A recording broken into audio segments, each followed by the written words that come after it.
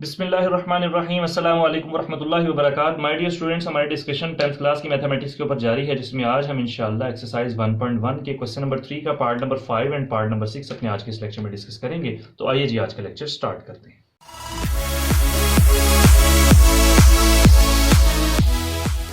प्यारे बच्चों, completing square को सॉल्व करने के 3 स्टेप्स मैंने आपको बताया कि पहला स्टेप है एक्स स्क्वायर का कोएफिशिएंट 1 होना चाहिए। 1 नहीं होगा तो 1 बनाना पड़ेगा। बनाएंगे कैसे वो भी हम क्वेश्चन में देख लेंगे। दूसरा स्टेप कांस्टेंट टर्म को राइट साइड पे शिफ्ट करना है। तीसरा स्टेप जो भी एक्स का कोएफिशिएंट होगा उसको मल्टीप्लाई करना है 1/2 से, जो आंसर आएगा उसका स्क्वायर लेकर बोथ साइड पर ऐड कर देना है। अगर आपको इन 3 स्टेप्स में से कोई बात समझ नहीं लगी तो तीनों के तीनों स्टेप्स अभी हमने इस क्वेश्चन में अप्लाई कर रहे हैं, आपको पता चल जाएगा। पहला स्टेप देखें जी, एक्स स्क्वायर का कोएफिशिएंट 1 नहीं है तो हमें 1 बनाना पड़ेगा। बनेगा कैसे? जो भी एक्स स्क्वायर के साथ लिखा होगा उसी को डिवाइड कर देंगे बोथ साइड्स पर। तो क्या करेंगे जी, डिवाइडिंग बोथ साइड्स बाय 3। अगर तो 1 होता तो ओके, अगर नहीं है तो जो एक्स स्क्वायर के साथ लिखा हुआ है उसी से, अगर a होता तो a से डिवाइड कर देता, b होता तो b से डिवाइड कर देता, -4 होता तो -4 से डिवाइड कर देता। अब 3 है तो 3 से डिवाइड कर देंगे। तो देखें जी क्या बन जाएगा, 3x² divided by 3 plus 7x divided by 3, और यहां पर कांस्टेंट टर्म नहीं है तो कांस्टेंट टर्म को आप 0 कंसीडर कर लें। 0 को 3 पर डिवाइड करेंगे तो 0 ही आ जाएगा। इस साइड पर भी डिवाइड कर दिया और इस साइड पर भी, बोथ साइड्स पर डिवाइड करना है। अब यहां पर कांस्टेंट टर्म कुछ भी नहीं है तो आप उसको कंसीडर करेंगे 0 है। ठीक है जी। तो बाकी क्या बच जाएगा जी, ये देखें जरा, तो ये 3 इस 3 से कैंसिल हो गया और कुछ भी कटिंग नहीं हो रही, तो बाकी क्या बच गया यहां से x² plus 7/3x is equals to 0/3 इज 0।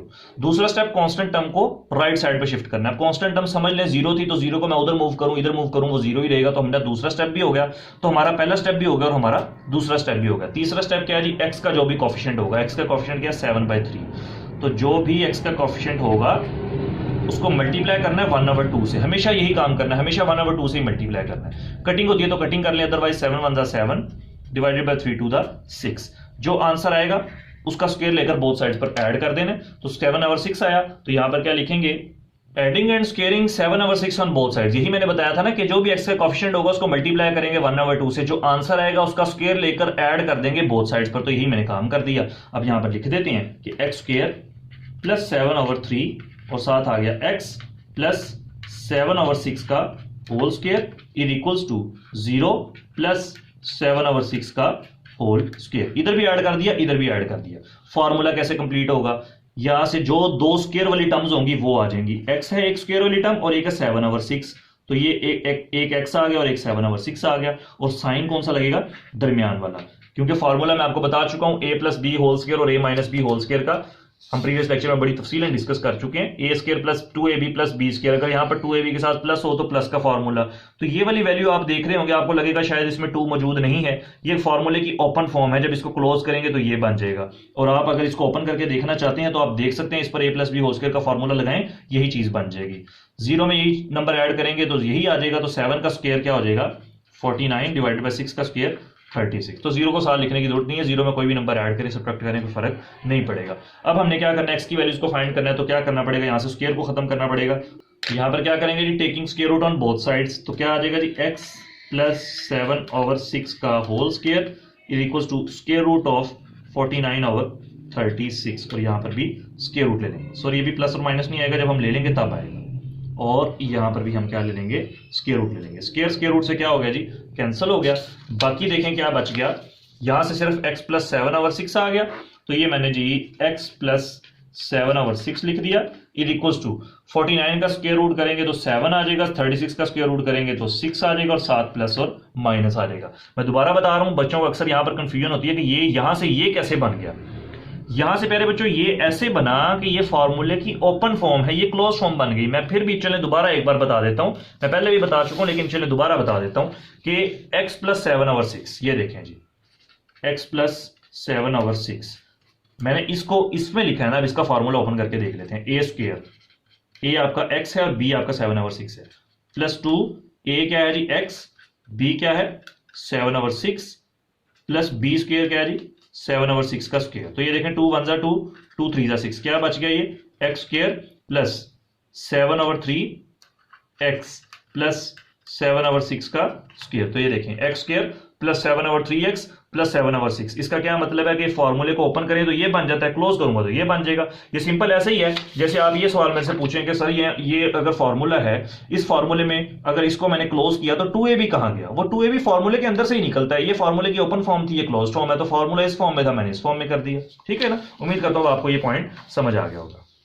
तो ये प्यारे बच्चों आपका बच गया, और प्लस 7/6 को जब वहां पर मूव करेंगे तो माइनस 7/6 आ जाएगा। तो यही काम हमने यहां पर करना है। तो x is equal to minus 7/6 plus minus 7/6। अब यहां पर ले लेंगे एलसीएम। एलसीएम डिनोमिनेटर सेम हो तो numerator as it is, -7 plus -7।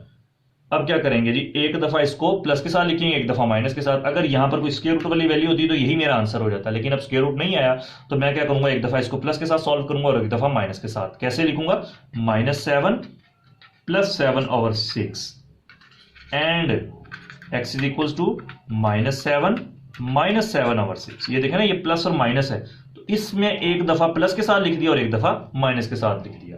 तो होगा क्या जी, जरा देखिएगा, ये +7 और -7 कैंसिल हुए तो x इज इक्वल टू 0/6 और x का आंसर 0/something इज 0। यहां से देखें जी, -7 x इज इक्वल टू -14/6। अब इनकी कटिंग कर लें जी, 2 3 6, 2 7 14, तो x का आंसर आ गया जी -7/3। तो x इज इक्वल टू -7/3। नीचे हम क्या करेंगे जी, सॉल्यूशन सेट लिख देंगे, solution set which is equal to 0 and -7/3। ये प्यारे बच्चों आपका पार्ट नंबर 5 भी हुआ कंप्लीट। ले जी प्यारे बच्चों, पार्ट नंबर 6 सॉल्व करते हैं जी। x² - 2x - 195। सबसे पहला काम कि x² का कोफिशिएंट अगर 1 नहीं है तो 1 बनाना पड़ेगा। बनाएंगे कैसे, जो x² के साथ लिखा होगा उसी नंबर से बोथ साइड पर डिवाइड कर देंगे। अब आप क्वेश्चन देखेंगे तो x² का कोफिशिएंट ऑलरेडी 1 है। इसका क्या मतलब हुआ कि पहला स्टेप हमारा हो गया, उसने ऑटोमेटिकली सॉल्व करके दे दिया। तो मैंने ये बताया था कि अगर नहीं होगा तो बनाना पड़ेगा, अगर है तो ओके। दूसरा स्टेप कि कांस्टेंट टर्म को वहां पर शिफ्ट करना है, तो यहां पर क्या लिखेंगे, x² - 2x -195 उधर जाएगा तो -190, माइनस से क्या हो जाएगा, प्लस हो जाएगा। पहला स्टेप तो उसने खुद दे दिया था ना, x² का कोफिशिएंट 1 था। दूसरा स्टेप कांस्टेंट टर्म को राइट साइड पर शिफ्ट करना है। तीसरा स्टेप, जो भी x का कोफिशिएंट होगा, x का कोफिशिएंट क्या है, विदाउट साइन आपने देखना, x का कोफिशिएंट क्या है 2, उसको मल्टीप्लाई करना है 1/2 से। क्या आंसर आएगा इसका, 2 से कैंसिल हुआ तो आंसर आया 1। जो आंसर आएगा उसका स्क्वायर लेकर बोथ साइड्स पर ऐड कर देना। तो यहां पर वही काम करेंगे कि adding and squaring 1 on both sides पर करना है। तो क्या करेंगे जी, यहां पर x² - 2x प्लस 1 का square is equal to 195 plus 1 का स्क्वायर। अब ये फॉर्मूला कैसे कंप्लीट करेंगे, दो स्क्वायर वाली टर्म्स पकड़ लेंगे। स्क्वायर वाली टर्म्स एक ये है और एक ये है, एक x आ गया और एक 1 आ गया, और इसके साथ दरमियान में साइन लगेगा जो ये वाली टर्म के साथ, दरमियान वाली टर्म के साथ साइन होगा, तो x - 1 आ गया और इसका होल स्क्वायर आ गया, 195 आ गया, 1 का स्क्वायर होता है 1। अब आप इस पर फॉर्मूला ओपन करके देखेंगे तो यही बन जाएगा। ये फिर मैं दोबारा बार बार बता रहा हूं कि ये नहीं सोचना कि हमने सिर्फ ये साइडों वाली दो वैल्यूज लिख दी, दरमियान वाली वैल्यू को इग्नोर कर दिया। इग्नोर नहीं किया, ये फॉर्मूले की ओपन फॉर्म है, ये क्लोज फॉर्म है। जब फॉर्मूले के ओपन फॉर्म से इस फॉर्म में जाते हैं तो 2x उसी के अंदर मर्ज हो जाता है, उसी के अंदर ही आ जाता है। तो आप x - 1 पर फॉर्मूला ओपन करके देखें तो यही आता है, a² - 2ab + b² ओपन करके देखेंगे तो यही बन जाएगा। अगर नहीं बन रहा है तो इसका मतलब है जो हमने किया वो गलत है। तो ये अंडरस्टूड है, 100% ये बनेगा। तो क्या आ गया जी, यहां पर x - 1 का square is equal to 195 + 1 is 196। अब हमने क्या करना है, x की वैल्यूज फाइंड करनी है, तो यहां से स्क्वायर को खत्म करना पड़ेगा। तो यहां पर क्या लिख देंगे, taking square root on both side. जब बोथ साइड पर आप स्क्वायर रूट लेंगे तो x - 1 का यहां पर स्क्वायर, और ये हमने ले लिया square root is equal to square root of 196। Square root से कैंसिल हुआ तो बाकी बच गया x - 1 is equal to plus minus 196 perfect square है किसका, 14 का। ये -1 को हमने वहां पर शिफ्ट कर देना है क्योंकि हमने x की वैल्यूज फाइंड करनी है, तो उधर जाकर हो जाएगा +1 1 प्लस माइनस 14। एक दफा प्लस में लिख देंगे, एक दफा माइनस में लिख देंगे।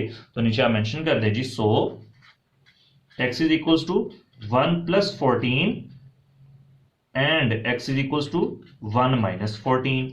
तो यहां से प्यारे बच्चों x का आंसर क्या आ गया, 1 + 14 इज 15 एंड 1 - 14 इज -13। ये दोनों आपके आंसर्स आ गए, और नीचे आप सॉल्यूशन सेट मेंशन कर देंगे। मैं यहां पर ही कर देता हूं सॉल्यूशन सेट, और इसमें क्या लिख देंगे, -13 एंड 15।